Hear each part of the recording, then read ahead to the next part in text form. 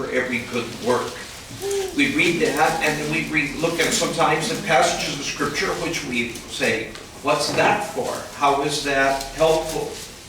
Well, sometimes there are certain things that are examples to us, positive examples and negative examples.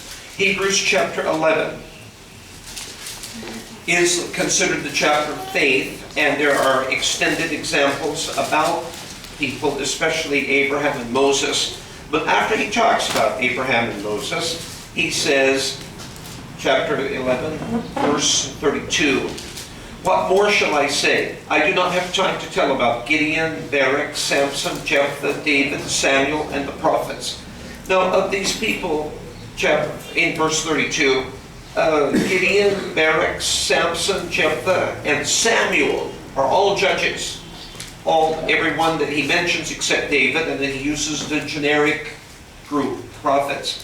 So, because it would take him too much space to write down all the names of the prophets. But he listed a bunch of judges here. Now, once before I gave you a message from the lives of some of these judges, and two of the judges that I mentioned at that time were Gideon and Barak. In case you forgot who Barak is the guy who led the armies at the time that Deborah was a judge. And but he was the one who led the armies of Israel at that time.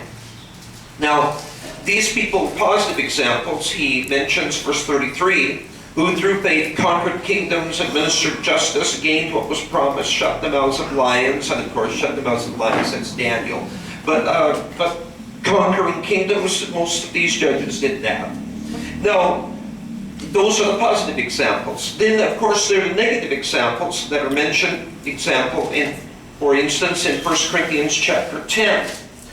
1 Corinthians chapter 10, talking about specifically the children of Israel in the desert, Paul says, "These things occurred to as